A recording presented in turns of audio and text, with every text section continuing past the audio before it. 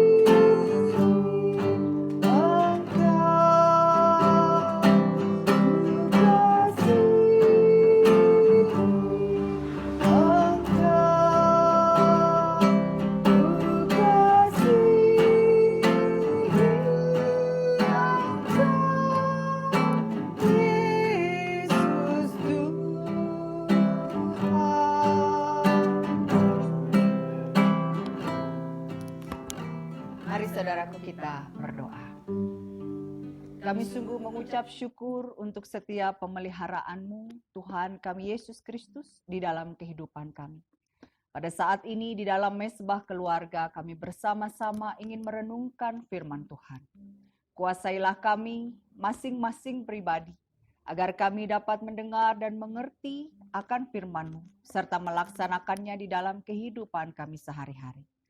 Tuhan, perkenankan juga hamba-Mu yang akan menyampaikan firman-Mu, sehingga biarlah segala sesuatu yang kami dengar, semua berasal dari Kristus, Sang Firman hidup. Inilah kami anak-anak-Mu ya Allah, kami telah sedia untuk mendengarkan. Di dalam nama Tuhan Yesus Kristus, firman yang hidup, kami sudah berdoa. Amin. Sebelum kita membaca firman Tuhan, kita kembali menaikkan pujian Buka Mataku untuk melihat-Mu Yesus.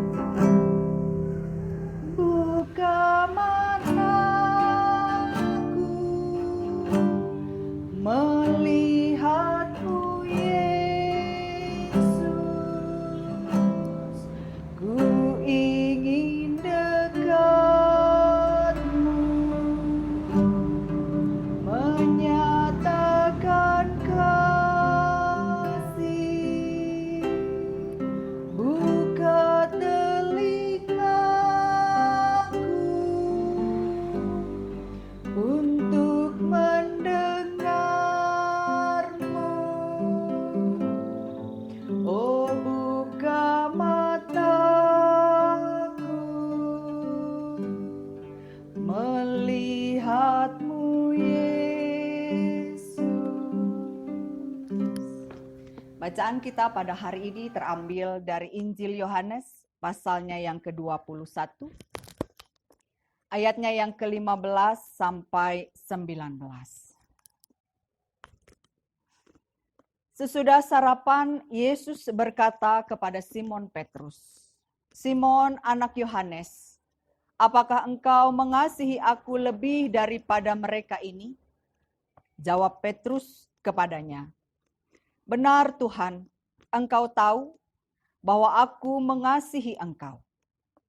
Kata Yesus kepadanya, "Gembalakanlah domba-dombaku." Kata Yesus pula kepadanya untuk kedua kalinya, "Simon, anak Yohanes, apakah engkau mengasihi aku?" Jawab Petrus kepadanya, "Benar Tuhan, engkau tahu bahwa aku mengasihi engkau." Kata Yesus kepadanya, "Gembalakanlah domba-dombaku." Kata Yesus kepadanya untuk ketiga kalinya, "Simon, anak Yohanes, apakah engkau mengasihi aku?" Maka sedih hati Petrus, karena Yesus berkata untuk ketiga kalinya, "Apakah engkau mengasihi aku?" Dan ia berkata kepadanya, "Tuhan, engkau tahu segala sesuatu. Engkau tahu bahwa aku mengasihi engkau." Kata Yesus kepadanya, "Gembalakanlah domba-dombaku. Aku berkata kepadamu, sesungguhnya ketika engkau masih muda, engkau mengikat pinggangmu sendiri, dan engkau berjalan kemana saja kau kehendaki. Tetapi jika engkau sudah menjadi tua, engkau akan mengulurkan tanganmu dan orang lain akan mengikat engkau, dan membawa engkau ke tempat yang tidak kau kehendaki."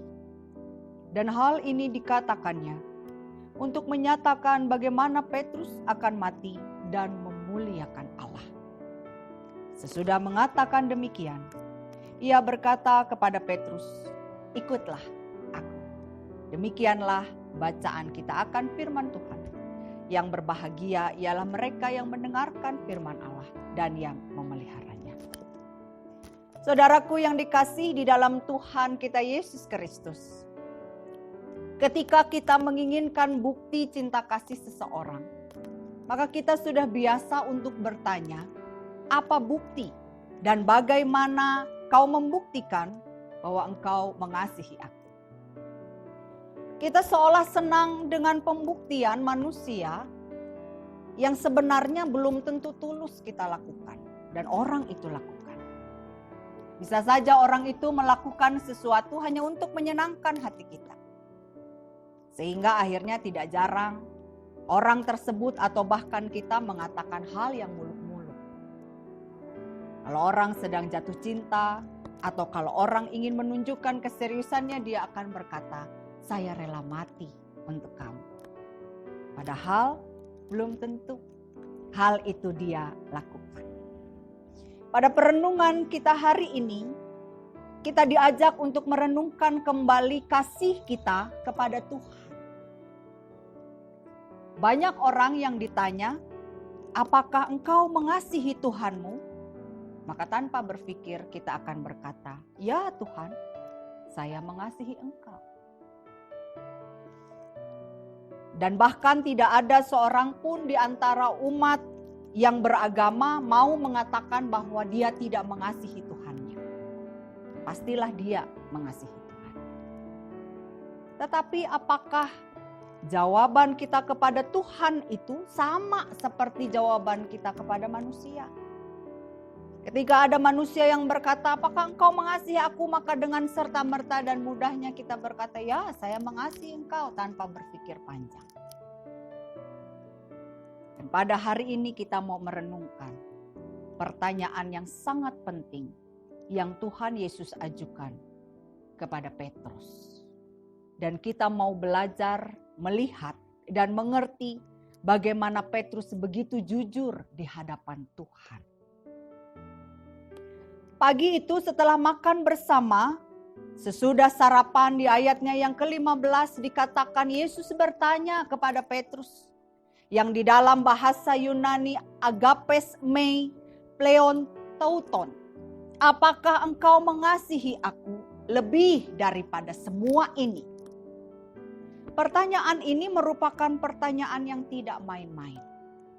Yesus menuntut murid-muridnya untuk mempunyai komitmen yang besar di dalam mengikut Tuhan, di dalam mengikut Kristus, dan di dalam mewujudkan kerajaan Allah. Mengasihi aku lebih daripada semua ini. Kata mengasihi yang Yohanes pakai adalah agape, yang artinya kasih yang tulus. Kasih yang tidak main-main, kasih yang tidak mengharapkan pamrih. Dan lebih dari semuanya ini. Maka jika kita merenungkan pertanyaan ini, sebenarnya ketika kita berkata kasih kepada Tuhan, ya Tuhan aku mengasihimu, bukanlah sekedar perkataan biasa. Kasih kepada Allah harus disertai dengan komitmen yang mengutamakan Tuhan dalam segala sisi kehidupan. Mengutamakan Tuhan lebih dari yang dikerjakan dan yang kita punya dalam kehidupan. Dan sungguh-sungguh merupakan keberadaan yang mengutamakan Allah di dalam hidup. Komitmen yang utuh dan total ini selalu diingatkan dan dituntut sejak zaman Perjanjian Lama. Mengasihi Tuhan, mengutamakan Tuhan di dalam segala hal. Petrus tahu bahwa pertanyaan ini tidak main-main. Bahwa pertanyaan ini bukan pertanyaan yang bisa dijawab dengan seenaknya. Petrus mengerti bahwa pertanyaan ini adalah pertanyaan yang berbahaya. Sebab jika dia mengatakan bahwa dia mengasihi seperti yang Tuhan minta tetapi dia tidak melakukannya, maka Petrus pastilah akan menanggung beban rasa bersalah yang sangat besar. Karenanya Petrus menjawab Yesus dengan berkata, "Nai Kyrie, ya Tuhan, Engkau tahu bahwa aku, hoti pilose, mengasihi Engkau." Ada perbedaan antara kata kasih yang Tuhan gunakan dengan yang Petrus jawab. Ketika Tuhan Yesus bertanya kepada Petrus, dia menggunakan kata agape atau dikatakan dengan agapasme. Tetapi Petrus menjawabnya dengan hoti pilose. Pilose sebenarnya berarti bahwa aku adalah temanmu. Aku adalah rekanmu. Jadi di sini kita mau melihat dan mengerti bahwa sebenarnya Petrus tidak menjawab dengan pasti apakah dia mengasihi Yesus atau tidak. Petrus hanya menjawab bahwa dia adalah sahabat Yesus. Jawaban yang tidak tegas, jawaban yang tidak tajam, bahkan jawaban yang sangat membingungkan. Sekali lagi, Petrus mengetahui dan mengerti bahwa pertanyaan pertama Yesus adalah pertanyaan yang berbahaya. Apakah engkau mengasihiku dengan tulus lebih dari semuanya? Dan Petrus menjawab dengan kesadaran, dengan pembelajaran di masa lalu. Bagaimana dia sudah 3 kali menyangkal Yesus. Dan dia ingat hal itu. Di situ dia mau merenungkan dan mengakui bahwa ketika Petrus menyangkal Yesus 3 kali, sebenarnya Petrus tidak benar-benar mengasihi Yesus. Petrus seolah mau mengatakan bahwa seharusnya dia mengasihi Tuhan. Tetapi dia mau menghindar untuk menjawab bahwa dia mengasihi Tuhan.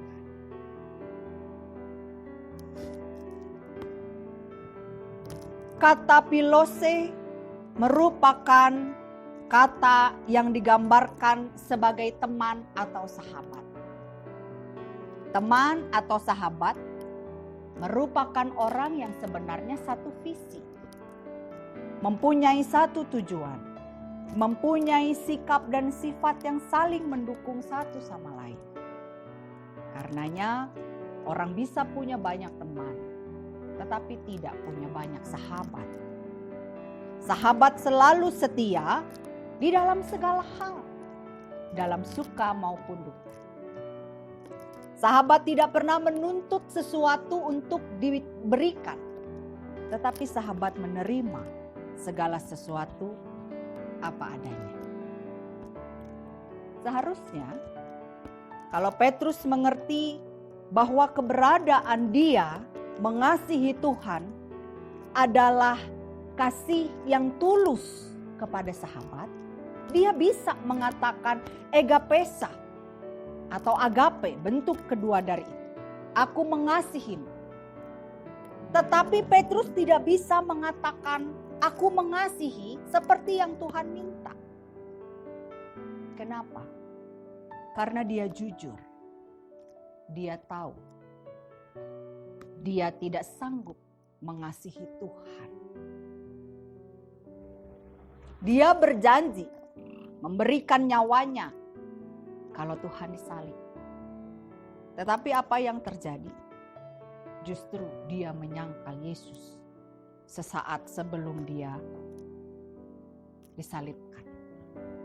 Itu dikisahkan di dalam Yohanes pasal 18 ayat 17, 25 dan 27. Pada waktu itu Petrus adalah murid Yesus. Murid tidak punya pertanggungjawaban sebesar seorang rekan. Murid bisa saja pergi untuk meninggalkan gurunya. Karena murid tidak punya keikatan batin yang kuat seperti seorang sahabat. Tetapi bahkan ketika dia menjadi seorang murid pun, dia sudah menyangkal Yesus. Dengan peristiwa yang memalukan ini, apakah Petrus masih bisa sombong dan sesumbar berani mengatakan bahwa dia mengasihi Tuhan?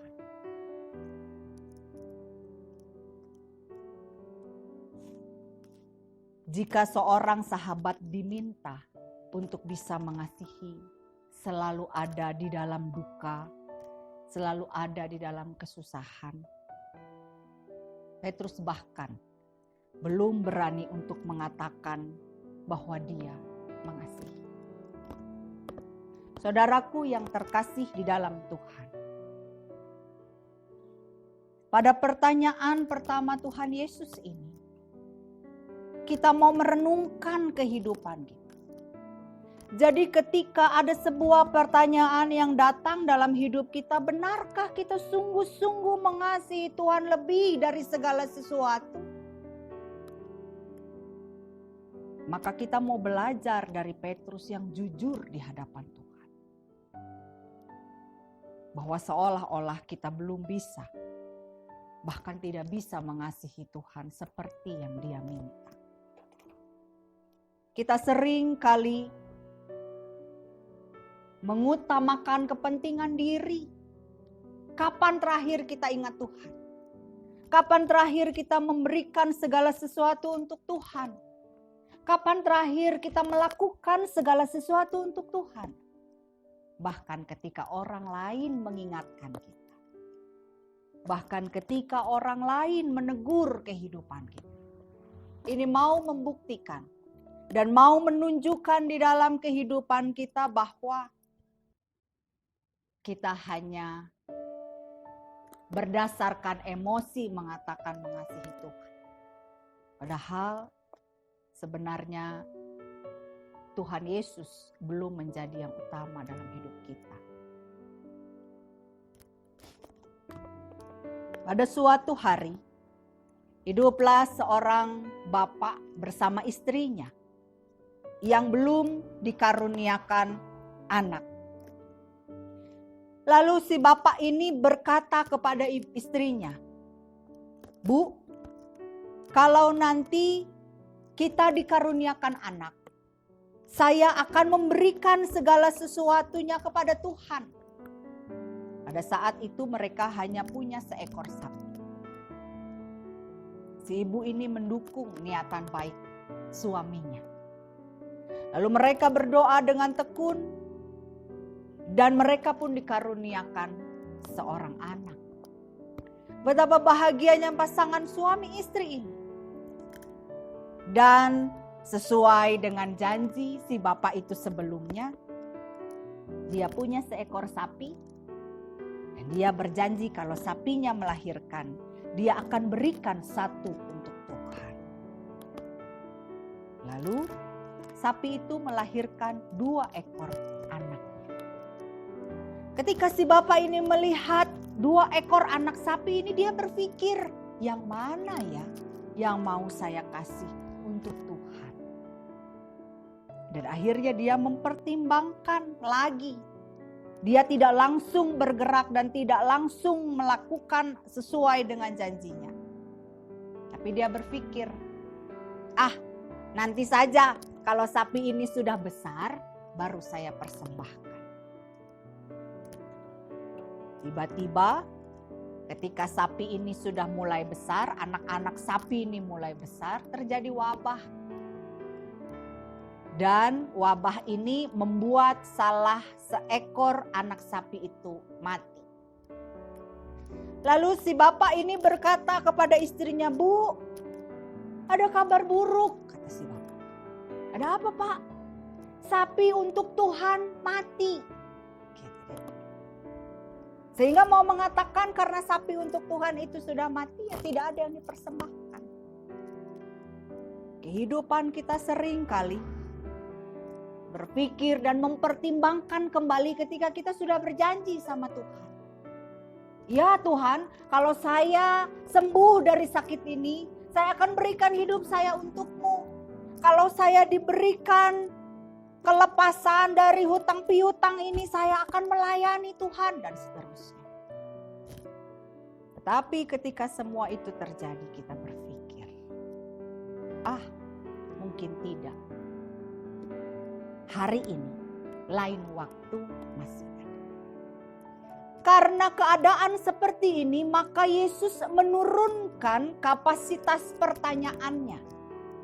Kalau pertanyaan pertama Yesus mengatakan, apakah engkau mengasihi lebih dari semua ini? Maka pertanyaan Yesus yang kedua, apakah engkau mengasihi aku? Dia tidak lagi menuntut Petrus untuk mengasihi Tuhan lebih dari semua. Yesus tidak lagi memakai kata lebih dari semua. Yesus mengurangi tuntutannya kepada Petrus. Dia tidak menuntut Petrus mengasihi Tuhan lebih dari semua. Apa jawaban Petrus? Sama. Suhoida hoti pilose. Engkau tahu Tuhan bahwa aku rekanmu. Jawaban yang sama. Kita melihat di sini. Tuhan Yesus menurunkan tuntutannya. Tetapi Petrus tidak menaikkan komitmennya. Petrus sudah sangat mengerti bagaimana rasanya berkomitmen hanya karena emosi. Tetapi komitmen itu tidak dipelihara dengan baik. Kalau orang sedang jatuh cinta, kalau orang sedang merasa bahagia, semuanya bisa dia lakukan. Tetapi ketika masalah datang, ketika pergumulan datang, ketika kesusahan datang, maka emosi yang menggebu-gebu itu bisa menjadi lain. Yang tadinya bilang A bisa jadi B. Dan begitu seterusnya. Petrus sangat mengerti untuk menjawab sebuah komitmen yang tidak berdasarkan emosi. Jadi Petrus tetap pada jawabannya yang sama. Tuhan, aku adalah rekan. Seperti Petrus menyangkal Tuhan 3 kali, maka inilah ketiga pertanyaan Tuhan kepada Petrus. Turun lagi tuntutan Tuhan kepada Petrus. Kalau Kalau tadi Tuhan masih bertanya tentang kasih yang tulus, kasih agape di dalam Kristus. Sekarang Tuhan bertanya, apakah engkau mau jadi rekanku? Pertanyaan yang terus turun, tuntutan yang terus menurun. Dan jawaban Petrus pun, iya, aku adalah rekan. Saudaraku yang terkasih, cara Tuhan Yesus bertanya dengan menurunkan setiap kadar kesulitan pertanyaan itu mau mengingatkan kepada kita bagaimana kehidupan Yesus yang turun dari sorga menjadi manusia untuk menebus setiap dosa-dosa kita. Di dalam pertanyaan ini, di dalam 3 jenis pertanyaan ini, kita diingatkan bagaimana Tuhan tidak mempertahankan apa yang Dia minta. Dia mau untuk merendah. Sampai manusia bisa melakukan apa yang Dia mau. Maka perenungan ini menjadi perenungan yang menegur kita begitu keras. Satu sisi, jika kita punya tuntutan, tuntutan itu tidak pernah turun.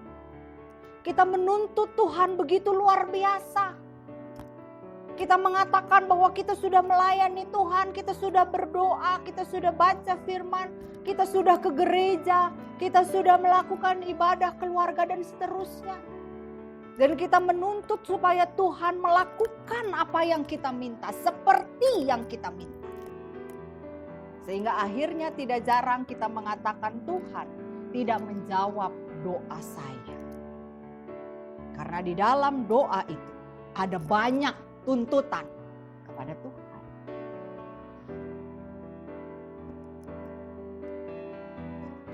Ketika Tuhan Yesus menyamakan pertanyaannya dengan keinginan Petrus, maka perintah Tuhan selanjutnya adalah meminta Petrus untuk menggembalakan domba-dombanya. Tujuan Tuhan meminta Petrus sama seperti tujuan Tuhan meminta kepada kita supaya kita menggembalakan domba-dombanya. Karena Allah yang Maha Kasih di dalam Kristus itu sudah memberikan nyawanya dan memberikan segala sesuatu bagi domba-dombanya.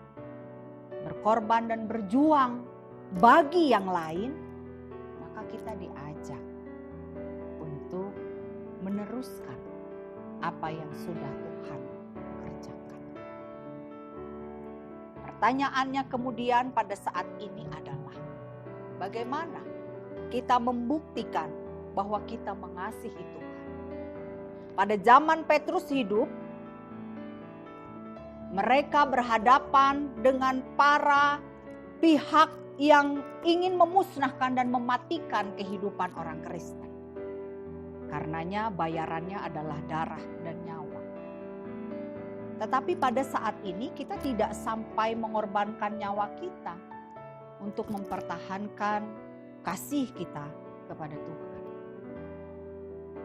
Dan kemudian dengan pesan Tuhan Yesus menggembalakan domba-dombanya, maka kita bisa mengerti bahwa mengasihi Tuhan adalah sama dengan mengasihi sesama kita.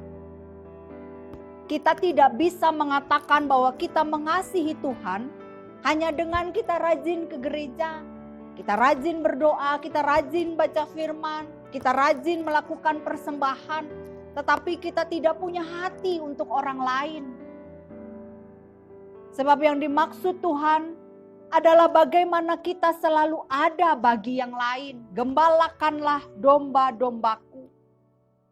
Bahkan di dalam perjanjian lama kitab Amos pasal 5 ayat 21 dan 22 Tuhan berkata bahwa aku membenci dan aku menghinakan. Aku tidak senang dengan perkumpulan rayamu. Sungguh apabila kamu mempersembahkan kepadaku korban-korban bakaran dan korban-korban sajian, aku tidak suka. Korban keselamatan berupa ternak yang tambun, aku tidak mau pandang. Sebab pada masa itu bangsa Israel begitu hebat di dalam peribadatan, tetapi miskin di dalam kasih kepada yang lain. Keberadaan seperti itu bukanlah keberadaan yang menunjukkan kasih kita kepada Allah. Kasih Allah di dalam kehidupan kita adalah untuk membuat orang lain, membuat yang lain merasa aman dan dilindungi. Karenanya surat Yohanes mengatakan kepada kita, jikalau seorang berkata aku mengasihi Allah dan dia membenci saudaranya, maka dia adalah seorang pendusta. Karena barang siapa tidak mengasihi saudara yang dilihatnya, tidak mungkin mengasihi Allah yang tidak dilihat. 1 Yohanes pasal 4 ayat 20. Seorang ibu yang kaya raya di sebuah kota dikenal sangat kejam kepada orang-orang atau tetangga di sekitarnya. Ibu kaya ini hidup berdampingan dengan seorang ibu yang miskin.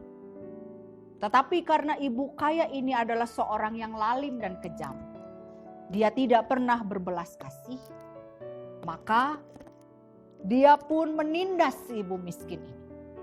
Segala sesuatu yang ibu miskin ini punya, dia minta. Dia tidak mau membagikan sedikit pun apa yang dia miliki.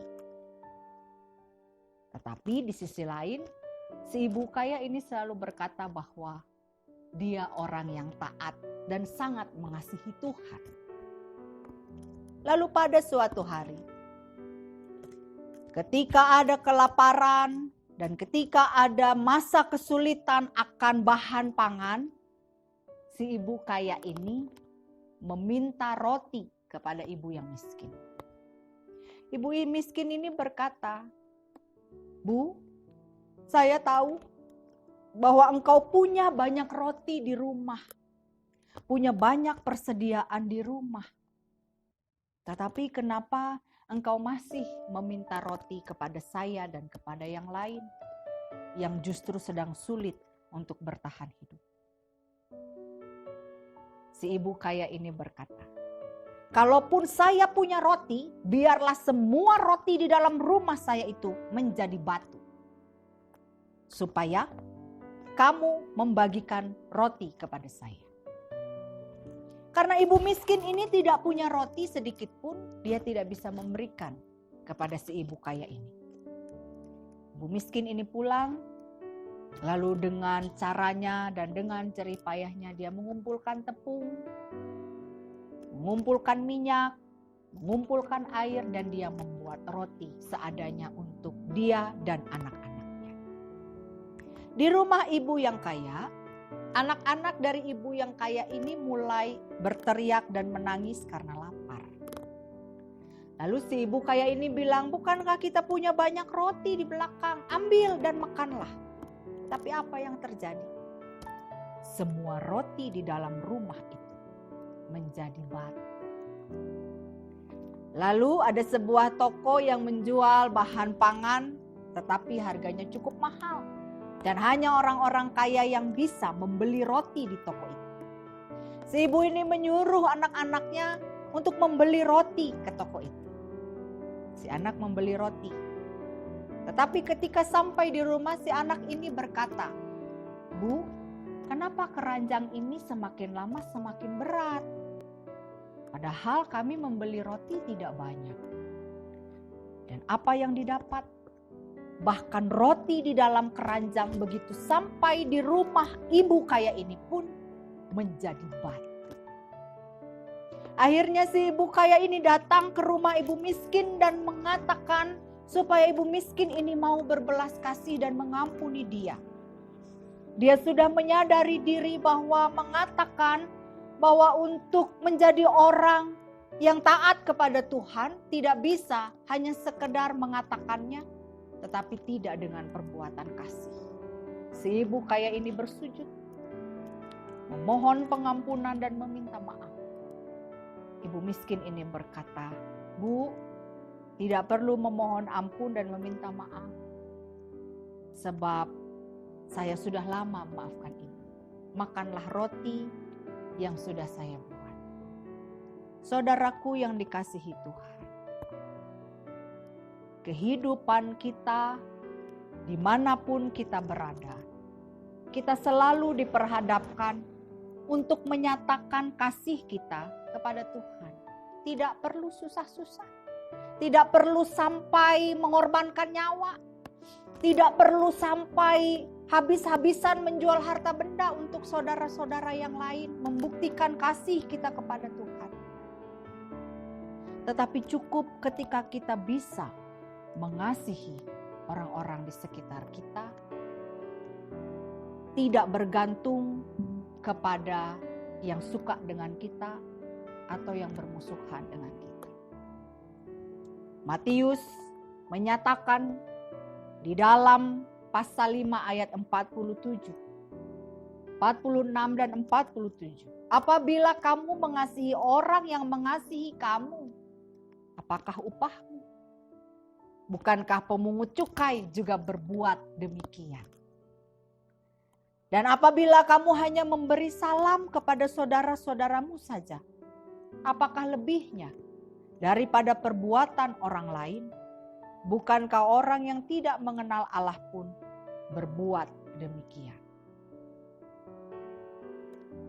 Kita ditanya oleh Tuhan, apakah kita mengasihi Tuhan? Tuhan tidak menuntut kita untuk melebihi dari yang tidak bisa kita lakukan. Tuhan hanya bertanya, apakah engkau adalah rekan? Apakah engkau mengasihi aku? Tuhan mengerti bahwa kehidupan kita tidak bisa memenuhi tuntutan Allah yang hidup. Dan demi anak-anak yang Dia kasih, manusia yang Dia tebus, Dia rela menurunkan tuntutannya. Dan akhirnya Tuhan Yesus bertanya pada hal yang terakhir, apakah kita mau menjadi sahabat dalam Tuhan Yesus? Seharusnya pertanyaan ini tidak sulit.